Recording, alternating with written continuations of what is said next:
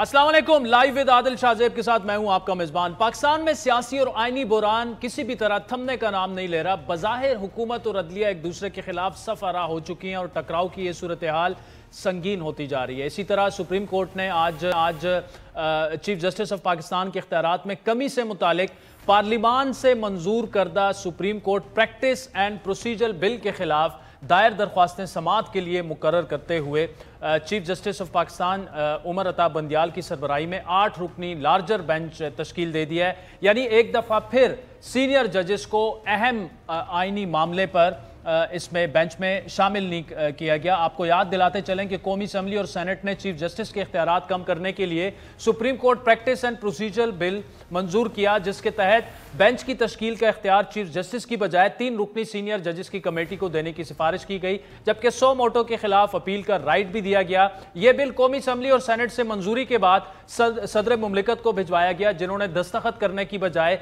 एतराज लगाकर यह बिल वापस कर दिया। जबकि 10 अप्रैल को पार्लियामेंट के मुश्तरका इजलास में एक दफा फिर इसी बिल को मंजूर करते हुए सदर मुमलिकत के पास भिजवाया गया, जिस पर अगर सदर मुमलिकत इस दफ़ा दस्तखत ना भी करें तो यह बिल 20 अप्रैल तक अस खुद कानून बन जाएगा। अदालत उज़्मा में बिल के खिलाफ 4 दरख्वास्तें दायर की गईं, जबकि बाकायदा समाअत इसकी कल होनी है।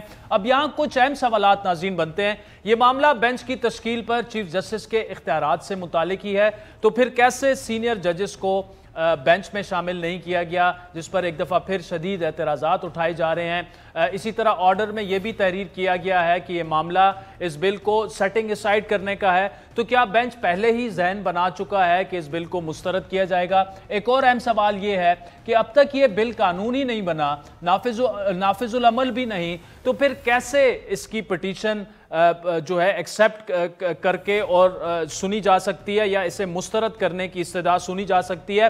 पंजाब और पुख्तूनख्वा के इलेक्शन के तनाजुर में आज चीफ जस्टिस उमर अता बंदियाल ने हुकूमत की जानिब से फंड्स की अदम दस्तयाबी की रिपोर्ट के पेश नज़र तमाम फरीकैन को नोटिस जारी किए।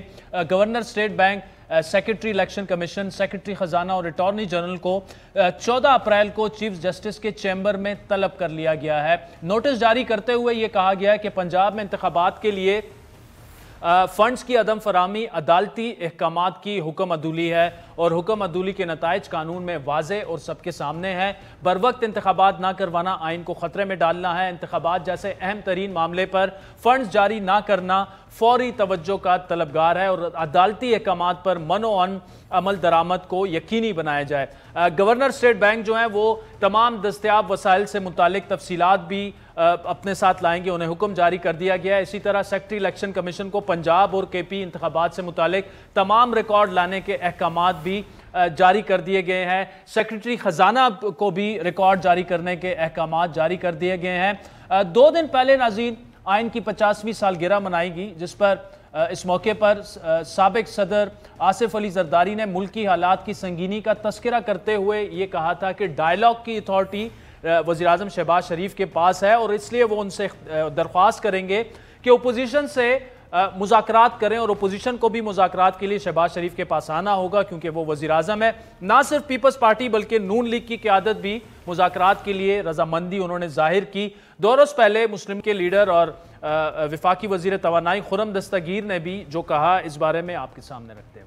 गवर्नमेंट की तरफ से ही अगर एक स्टेप फॉरवर्ड जाएं और ऐलान कर दें कि जी आए, हम बिल्कुल तैयार हैं, आइए बैठें, पहले कॉफी से आगाज करते हैं, उसके बाद मामलात अच्छी तरफ चले जाएंगे। जी, कोई अगर टर्म्स ऑफ रेफरेंस बन जाए मुज़ाकरात के लिए, 2014 में भी किए थे मुज़ाकरात, अगर आपको याद हो तो इसहाक डार साहब ने टर्म्स ऑफ रेफरेंस तय किए थे, जिसके नतीजे में फिर हम आगे गए और आगे बढ़े, जिसमें अगर वो एक मुस्तकिल बुनियादों पर, आइन और कानून की बुनियाद पर और अवामी एहतराम की बुनियाद पर आगे चलना चाहते हैं तो हमारे दरवाजे खुले।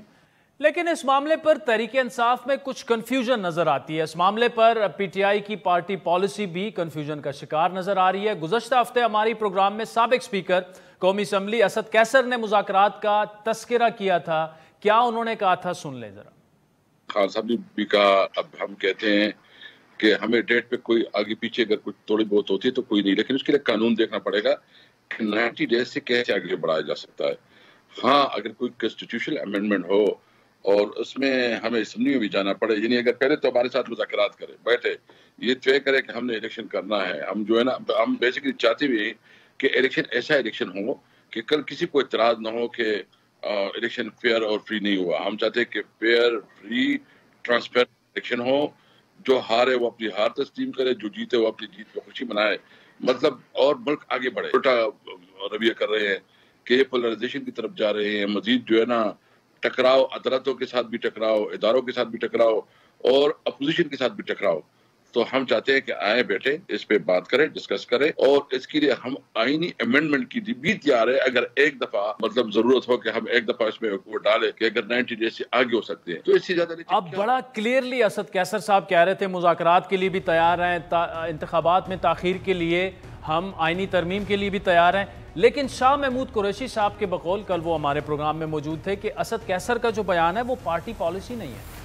वे फॉरवर्ड क्या है शाह महमूद साहब? वे फॉरवर्ड, अब जरदारी साहब भी कह रहे हैं मुज़ाकरात करें। असद कैसर साहब ने लास्ट वीक हमारे शो में ये कहा कि जी हम मुज़ाकरात के लिए तैयार हैं, अगर वन टाइम इलेक्शन आगे पीछे करवाने के लिए हमें आईनी तरमीम आपके साथ बैठकर करनी पड़े, हम उसके लिए भी तैयार हैं। लेकिन देखिए, नहीं, पार्टी पॉलिसी नहीं है ये नहीं है पार्टी पॉलिसी, बिल्कुल नहीं।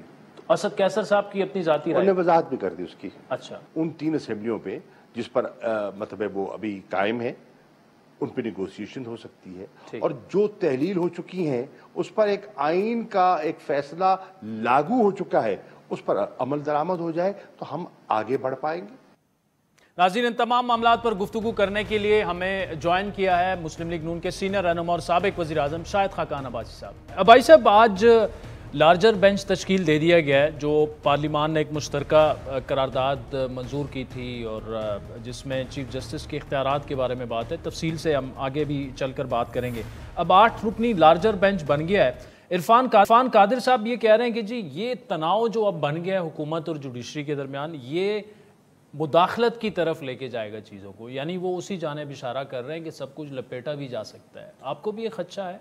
देखिए, आज जब भी एक ऐसा इख्तलाफ पैदा हो जाए जब मुल्क के मामलात पर असरअंदाज हो और मुल्क के मामलात ख़राब होना शुरू हो जाएं, तो फिर माजी में तो यही हुआ है कि एक मुदाखलत हुई है, यानी फ़ौज ने टेक ओवर किया है, माशाल्लाह लगा है।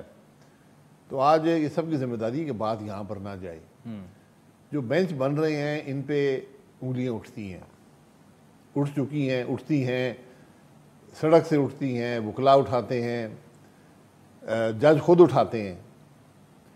इसलिए आज चीफ जस्टिस साहब को चाहिए कि इस मामले को सेटल करें, ये उनकी ज़िम्मेदारी है, और शायद ये सब के लिए बेहतर हो कि एक फुल कोर्ट बना दें ताकि कोई एतराज़ ही ना कर सके इस फैसले पर। शायद साहब, वो तो फुल कोर्ट तो छोड़ो, उन्होंने जो बेंच आज बनाया उनमें 8 ऐसे जजेस शामिल हैं। मैं उसमें वो बड़ा वाज़ेह है, वो बड़ा मतलब उससे एक बड़ा एतराज़ उस पर ये कि यार ये तो 8-0 का आप फैसला पहले से कर चुके हैं। और फिर जो ऑर्डर है उसमें ये भी है, ये मेरे सामने कोर्ट रोस्टर जो पड़ा हुआ है कि जी setting aside the Supreme Court practice and procedure bill, setting aside जी, इसका मतलब ये है कि अब कानून को नहीं मानते। मतलब वो इससे देखिए बड़ा एतराज इस पे ये कि जहन बन चुका है कि वो सेटिस्फाइड ही करना है। जहन बन ये मुमकिन नहीं है। यानी आप ये कह रहे हैं कि पार्लियामान ने गलत बिल पास किया है, अब वो कानून बन चुका है वो बिल। नहीं, अभी तो सदर साहब दस्तखत करेंगे, उसके बाद कानून बनेगा ना। नहीं, वो जब उन्होंने नहीं किया ना तो उसको पार्लियामेंट ने पास कर दिया है जी। अब वो 20 अप्रैल तक वो बन जाएगा जी, कानून वो बन चुका है मेरे ख्याल में। तो उसको स्ट्राइक डाउन नहीं किया जा सकता आपके ख्याल में? सुप्रीम कोर्ट स्ट्राइक डाउन का अलग प्रोसीजर है, स्ट्राइक डाउन कैसे करेंगे? पार्लियामान फिर पास कर देगा।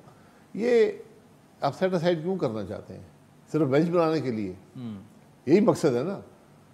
वो जो बिल है सुओ मोटो इख्तियारात को एक किस्म का लगाम देने वाला बिल है कि कम से कम जो बेंच बने, जो उसके अंदर अपील का प्रोसेस है, वो कुछ तो तहफ़्फ़ुज़ मिले जिस पर आप सुओ मोटो इख्तियारात इस्तेमाल करते हैं। तो अब बात इतनी है कि एक सुप्रीम कोर्ट है, उस पर उंगलियां उठती हैं, उठ रही हैं। तो आप क्यों मजीद उंगलियां उठाना चाहते हैं? ठीक, अच्छा शायद साहब, अगर ये फुल कोर्ट नहीं बनता और लग रहा है कि वो शायद नहीं बनेगा, मामला फिर टकराव की तरफ जाएगा, ये मामला बढ़ता जाएगा। तो सर इसको बढ़ने से रोकने के लिए हुकूमत को क्या करना चाहिए? हुकूमत क्या कर सकती है? तो सुप्रीम कोर्ट खुद ही सब कुछ कर रहा है। उन्होंने जो आप इस सारे मामले की तारीख देखें ना, एक गलती के बाद दूसरी गलती, एक कानून गैर कानूनी, अब मैं सुप्रीम कोर्ट है, गैर कानूनी तो नहीं कह सकता, लेकिन जो फैसले हैं वो कानून के मुताबिक और आइन के मुताबिक नहीं हुए। आपने एग्जेक्टिव की डोमेन में इंटरफियर किया, अब आप वो करते चले जा रहे हैं और फिर सो मोटो नोटिस देते जा रहे हैं, बेंच मर्जी के बनाते जा रहे हैं, तो क्या इससे क्या हासिल होगा? ठीक, ये जो भाई साहब बिल्कुल एक डेडलॉक की सिचुएशन पैदा हो चुकी है और इसमें जरदारी साहब ने भी मुज़ाकरात की बात की कि शहबाज शरीफ साहब को बग़ैर किसी शर्त के मुज़ाकरात शुरू करने चाहिए तहरीक इंसाफ के साथ।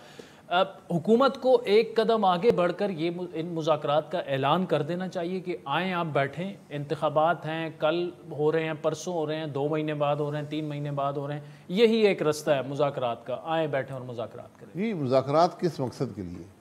बात ये है ना, तो 90 डेज में इलेक्शन आपने करवाने हैं, आपकी गवर्नमेंट करवा रही नहीं है, वो मान रहे नहीं है, मुल्क का सत्यानाश हो गया। वो तो कोर्ट फैसला कर चुका है। अब जो इलेक्शन कमीशन इलेक्शन करवाने हैं उसमें हुकूमत और अपोजिशन कुछ नहीं कर सकते।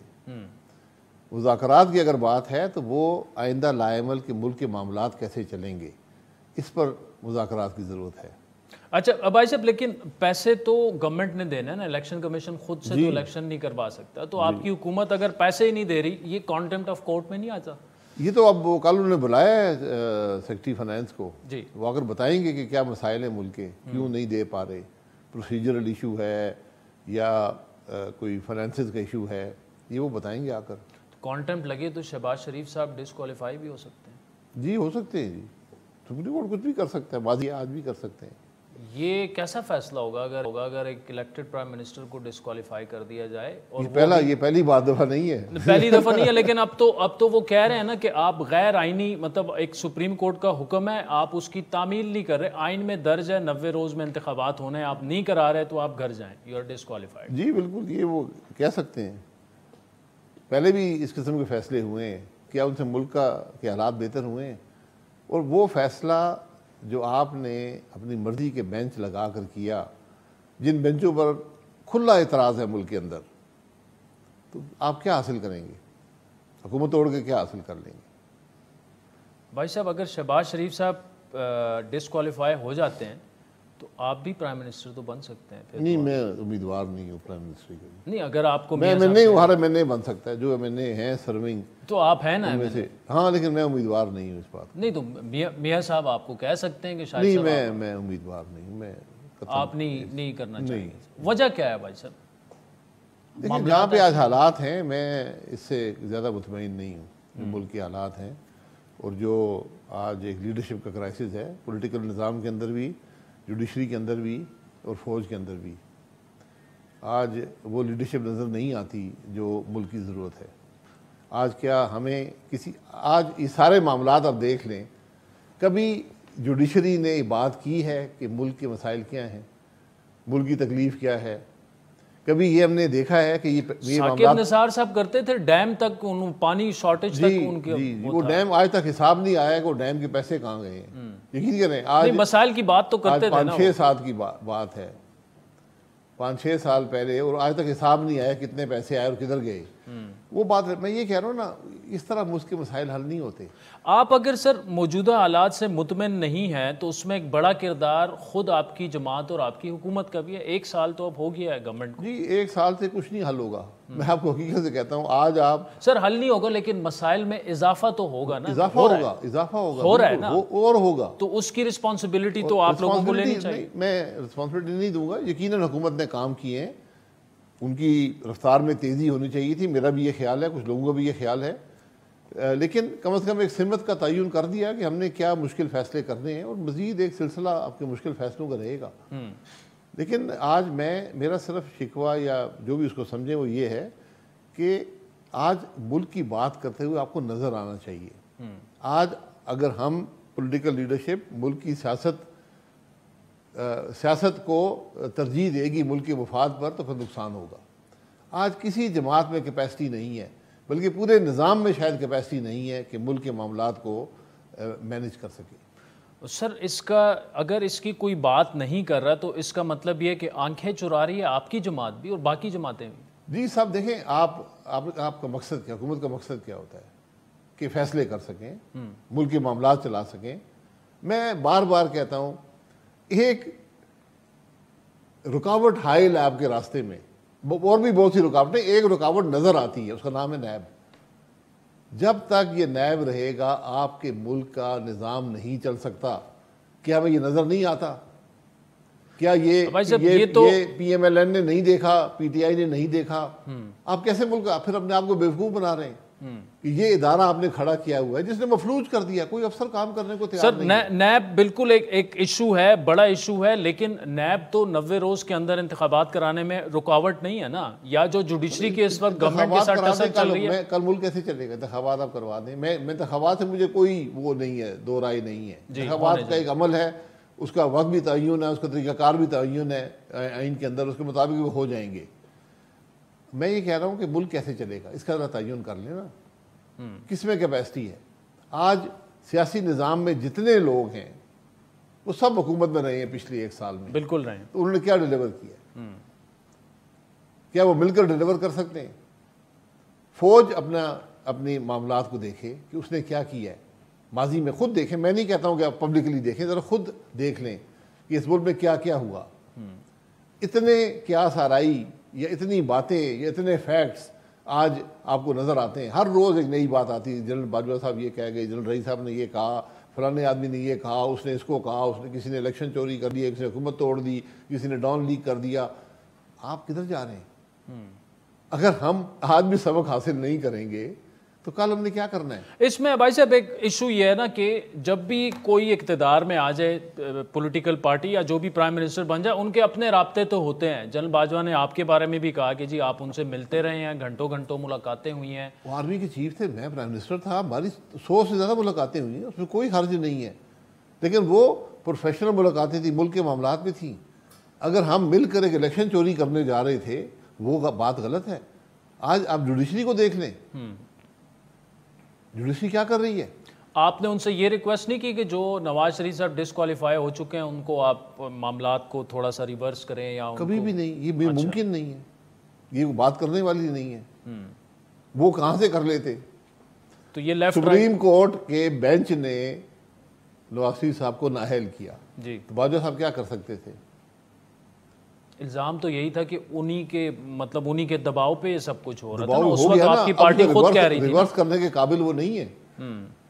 तो ऐसी कोई बात आपकी नहीं। अच्छा, मुझे अब भाई साहब ये बताएं, अब वे फॉरवर्ड पे अगर बात करें, इलेक्शंस को भी साइड पे रख दें, क्या शहबाज शरीफ साहब को आगे बढ़कर ये जो आपने बातें की हैं बिल्कुल करना चाहिए, बिल्कुल करना चाहिए, और यही आज उनकी जिम्मेदारी है। मैं ये समझता हूं नेशनल डायलॉग का ऐलान करें, national dialogue to resolve the issues of Pakistan. अच्छा, जिनमें सारे स्टेक होल्डर्स भी शामिल हों। बिल्कुल, इलेक्शन भी एक इशू है, लेकिन इलेक्शन आज एक सानवी हैसियत रखता है। इलेक्शन आपको हल नहीं देगा। आपने इलेक्शन के बाद के मामलात भी तय करने हैं कि आपने सियासत इसी तरीके से चलानी है जो आज आप कर रहे हैं, कि आपने मुल्क का निज़ाम ऐसे ही चलाना है, आप रिफॉर्म्स कैसे करेंगे? क्या आपकी पार्टी इसके लिए तैयार होगी? मैं पार्टी का स्पोक्स पर्सन नहीं हूं, लेकिन कम से कम मैं समझता हूं कि इसके अलावा कोई रास्ता किसी के पास है तो वो बता दे। मैं तो यही रास्ता समझता हूं। इसके अलावा कोई हल नहीं है आपके ख्याल में पाकिस्तान के मसाइल? और कोई हल नहीं है, गंभीर होते जाएंगे, कोई हल नहीं। आप खुद मुझे बताएं, किसी पार्टी में कैपेसिटी है? आज तक किसी जमात ने पिछले 1.5 साल ले लें मुल्क के मसाइल की बात की है? हमने एक दूसरे को गालियाँ ज़रूर निकाली हैं, हमने दूसरे को जेलों में डाला है, हमने एक दूसरे की हद तक की है, हमने पार्लियामान को मफलूज कर दिया, पार्लियामान गाली गलोच की जगह बना दी। मुल्क के मसाइल के बारे में हमने किसी ने बात नहीं की। ठीक, अब भाई साहब आगे चल बढ़ते हैं। एक और मामला है, स्टाफ लेवल एग्रीमेंट अगर हमारा नहीं होता तो हम डिफ़ॉल्ट कर जाएंगे। इस वक्त जो मामलात हैं, जो जिस तरह से रुपए पिट रहा है, आपको कोई चांसेस नज़र आ रहे हैं? अब तो नवाज शरीफ साहब भी पहुंच चुके हैं सऊदी, और शायद प्राइम मिनिस्टर भी जा रहे हैं, UAE से भी बात हो रही है, कुछ उम्मीद है? जी, वो हो जाएगा। देखिए, जो नवाज शरीफ साहब आए हैं वो उम्रे के लिए शायद तशरीफ़ लाई हैं जी। अगर शहबाज साहब भी गए तो वो भी इस मकसद के लिए जा रहे हैं। वहाँ पर कोई सरकारी मीटिंग्स मेरे ख्याल में नहीं है। अच्छा, अगर हुई तो मुझे इल्म नहीं है कोई ऐसी, लेकिन स्टाफ लेवल एग्रीमेंट मेरे ख्याल जो शराइत हैं IMF की हमने पूरी कर दी हैं। IMF का रवैया जो है वो अनप्रेसिडेंटेड है, सख्त अनप्रेसिडेंटेड है। इसमें मैं उनको ब्लेम नहीं करूँगा, लेकिन जिस तरह हम सब ने मैनेज किया है IMF के प्रोग्राम को, हमने जो बारहा इमरान खान साहब की गवर्नमेंट ने ख़ास तौर पर जो फैसले करके, एग्रीमेंट्स करके, वादे करके, और जिस तरह भोंडे तरीके से उनको तोड़ा, तो आप पर एतमाद नहीं रहा। तो इसलिए आपके जो उनकी डिमांड्स हैं वो अब सख्त होती जा रही हैं।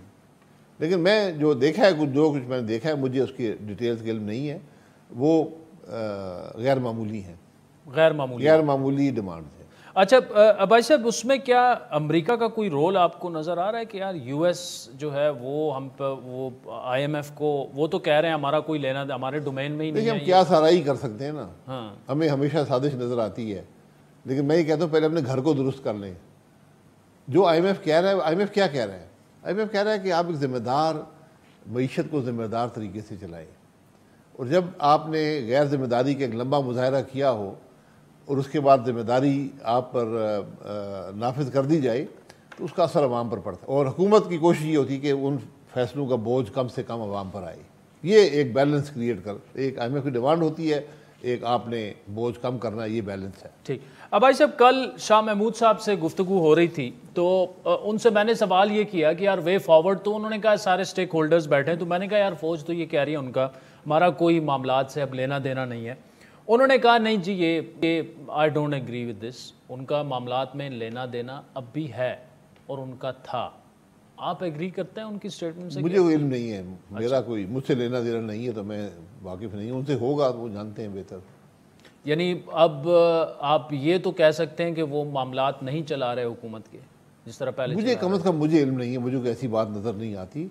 लेकिन हमारे मुल्क में लंबी तारीख है फ़ौज की असर जो सियासी निज़ाम पर है, और मैं नहीं समझता कि एक दिन में या एक साल में वो ख़त्म हो जाएगा। ठीक।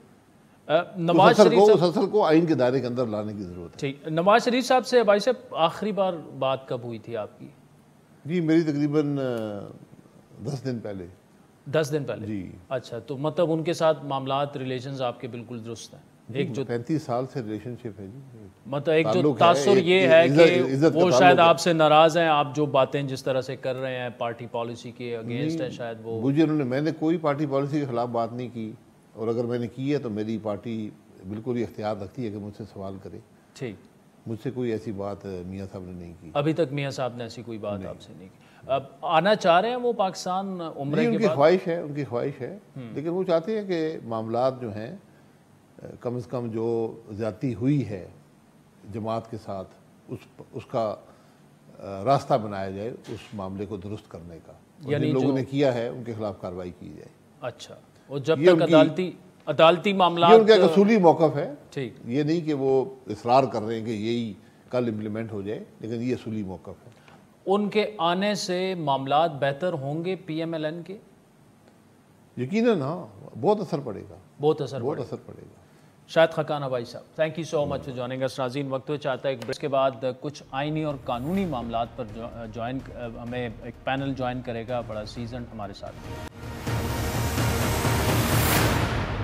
वेलकम बैक नाज़रीन। ब्रेक से पहले शाहिद खकाना भाई साहब की तफसीली गुफ्तगू आपने सुनी। इस वक्त पाकिस्तान के दो नामवर मारूफ लॉयर्स, साबिक अटॉर्नी जनरल इरफान कादिर साहब हमारे साथ मौजूद हैं, रशीद रिजवी साहब हमारे साथ मौजूद हैं। दोनों किसी तारुफ के मुताज नहीं है। इरफान कादिर साहब, एक तो बेंच अब बन चुका है, supreme Court practice and procedure bill 2023।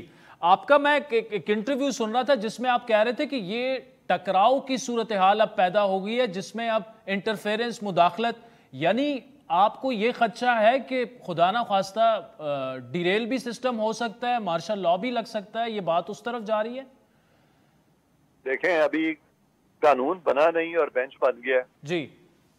तो अगर पार्लिमान जो है वो कानून बना भी, यानी बनाने से पहले ही बेंच बन गया है, जिससे कि वो चाह रहे हैं कि पार्लिमान पूरी को ये चंद जजेस जो है उस तरह से ताबे कर लें, तो ये तो बजाते खुद एनार्की की तरफ जा रहे हैं। तो इन हालात में अगर ज्यादा ये इंतशार फैलाने में कामयाब होते हैं तो फिर जो मुनज़्ज़म कुव्वतें हैं उन पे क्या जरूरी नहीं हो जाएगा कि मुल्क को फिर अनारकी से बचाया जाए। तो इसलिए मैं समझता हूँ कि जो इंटरनल कॉन्फ्लिक्ट सुप्रीम कोर्ट के हैं, जजेस को पहले वो दूर करने चाहिए ताकि इनके बेंच बनाने में और इनके फैसला जात में एक लेजिटिमेसी आए। तो इरफान कादिर साहब, ये जो आप कह रहे हैं कि अनारकी को रोकने और ख़त्म करने के लिए मुनज़्ज़म कुव्वतें जो हैं उनको फिर आना पड़ेगा, यानी वो तो आइन को तो सर पामाल नहीं कर सकते जितनी भी मुनज़्ज़म कुव्वतें हों। आइन तो पामाल हो रहा है। इन हालात में तो जरूरी है कि इस तरह का जो गलत कारियां हो रही हैं उसको खत्म करके मुल्क को वापस जमहूरियत की राह पे गामजन किया जाए। ठीक, रशीद रिजवी साहब, इरफान कादिर साहब फरमा रहे कानून बना नहीं, बेंच बन चुका है। दूसरा जो रोस्टर है थर्सडे का, उसकी एक लाइन है कि जी setting aside the Supreme Court practice and procedure bill 2023। Sir, ये सेटिंग असाइड का क्या उससे कुछ लोग ये इंप्रेशन ले रहे हैं कि यार आपने तो ज़हन बना लिया, you are setting aside procedure bill, और वो जो एक बड़ा वैलिड एक और एतराज़ है कि अभी तो वो कानून ही नहीं बना, तो आप कैसे उस पिटीशन को सुन सकते हैं? आपकी सर क्या राय है इस पर?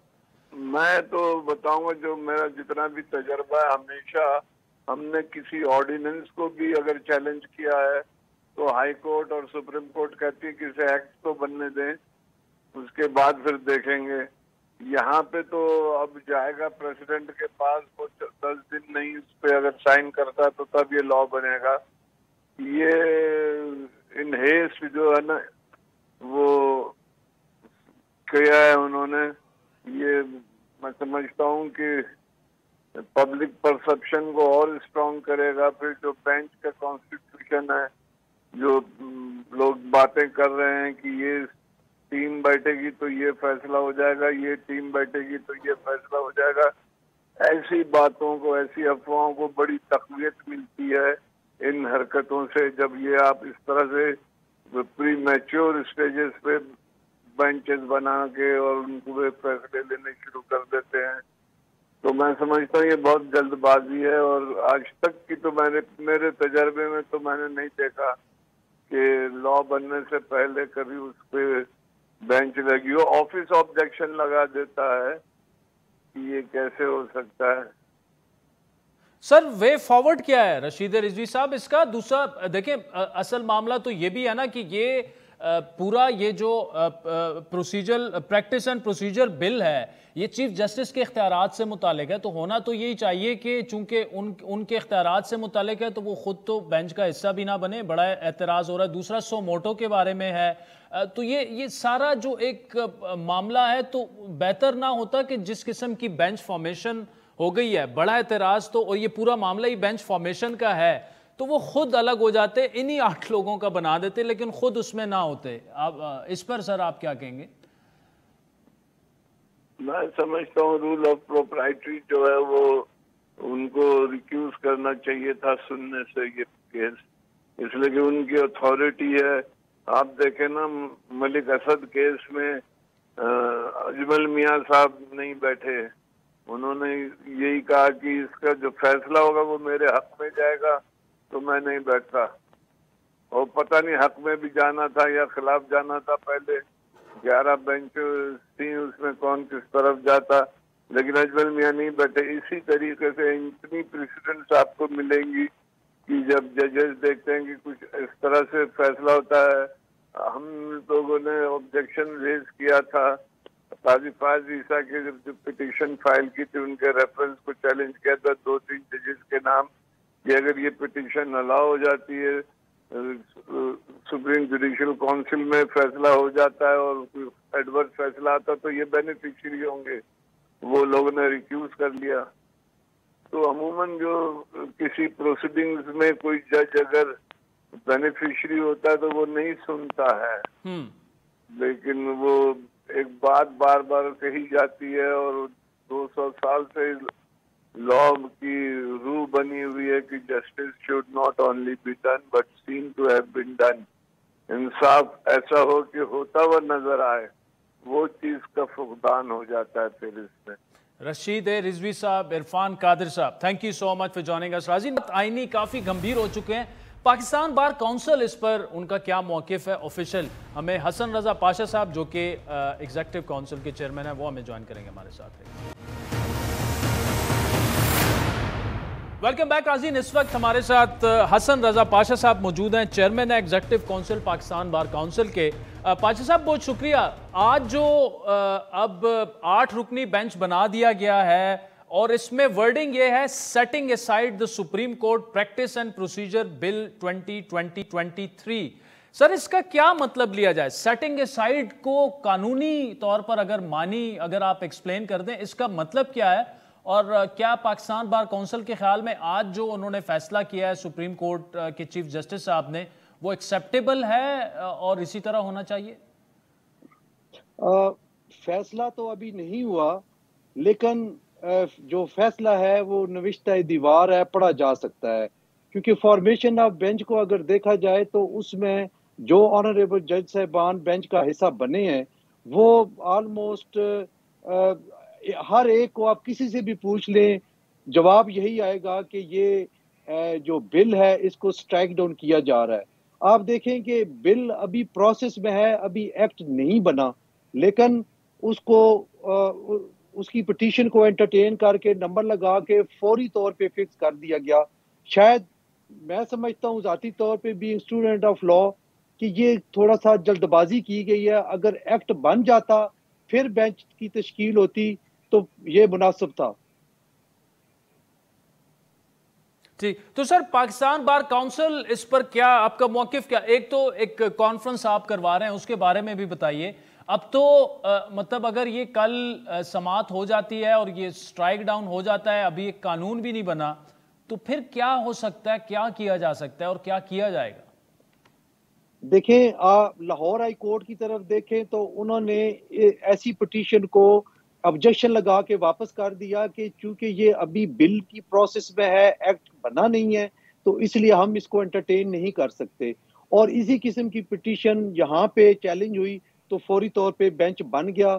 ये मेरा ख्याल है। आप देखें कि एक तो सुप्रीम कोर्ट के जजेस साहबान के दरमियान खलीज और ज्यादा गहरी हो रही है, क्योंकि जो जज साहबान मनपसंद नहीं है उनको इन बेंच का हिस्सा नहीं बनाया गया। और इस दफा भी ऑनरेबल चीफ जस्टिस साहब के पास एक मौका था कि वो अगर 8 रुकनी बेंच ही बनाना था तो ऊपर वाले जो सीनियर 8 जजेस साहबान थे उन पे मुश्तमिल बेंच बन जाता तो वो अच्छा होता, उस पे उंगलियां ना उठती।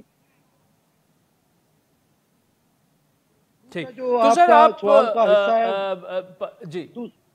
जी पाशा साहब, दूसरा जो आपके सवाल का हिस्सा है वो है कि हमने एक कॉन्फ्रेंस तलब की है। बिल्कुल मौजूदा सूरत हाल में हम ये समझते हैं कि लॉयर्स जो है पाकिस्तान के उनकी भी कोई जिम्मेदारी है और उन पे एक जिम्मेदारी ऐसी आयद होती है जो कॉन्स्टिट्यूशन और लॉ के मुताबिक है। तो हमने सारे पाकिस्तान की जो बार काउंसिल्स और हाई कोर्ट बार एसोसिएशन के सदूर और बार काउंसिल के वाइस चेयरमैन और चेयरमैन को मदऊ किया है 17 तारीख को। तो उसमें हम अपना अगला लाएअमल तय करेंगे कि किस तरीके से हमने मामले को आगे लेके जाना है। और कंसेंसस की जो पॉलिसी हम पहले लेकर शुरू हुए थे कि जी जनाब ऑल पार्टीज कॉन्फ्रेंस के लिए हमने अपने आप को पेश किया कि हमारा प्लेटफॉर्म हाजिर है, APC वहाँ पे करते हैं, तमाम पॉलिटिकल पार्टीज की लीडरशिप आए और वहाँ पे बैठ के आपस में बातचीत करे। और यही बात हमने सुप्रीम कोर्ट ऑफ पाकिस्तान से कई दफ़ा बारहा ये कहा कि जनाब आप अगर फुल कोर्ट बेंच नहीं बनाते तो फुल कोर्ट मीटिंग कर लें ताकि आपस के मामलात वहाँ पे तय कर लें। बाहर जो बातें आ रही हैं वो इंतहाई खौफनाक है और ख़ास तौर पे इदारे की सालमियत पे एक उंगलियां उठ रही हैं। पाशा साहब, आखिर में ये भी बताइएगा, ये जो आप बात कर रहे हैं यही तो एतजाज हसन साहब ने कल एक वीडियो मैसेज रिकॉर्ड किया, वो भी कह रहे हैं कि जी सारे वकला जो हैं वो चीफ जस्टिस के हक में निकलें कि जी, और ये खुतबे भी उठाएं कि चीफ तेरे जानिसार बेशुमार बेशुमार। तो ये तो वकला एक दूसरे के आमने सामने आ जाएंगे। फिर मैं विद ड्यू रिस्पेक्ट जनाब एतजाज एहसन साहब हमारे बहुत सीनियर लीडर हैं, उनसे इख्तलाफ करूंगा। हम किसी एक हुकूमत को बचाने या एक हुकूमत को गिराने वाला काम नहीं करेंगे। हम अगर बात करेंगे तो आइन की बालादस्ती और कानून की हुक्मरानी की बात करेंगे। लॉयर्स मूवमेंट इस तरह नहीं चलती होती। जो सबका लॉयर्स मूवमेंट थी उसमें एक आप देखें कंसेंसस डेवलप हुआ था तमाम बार काउंसिल्स और बार एसोसिएशंस में।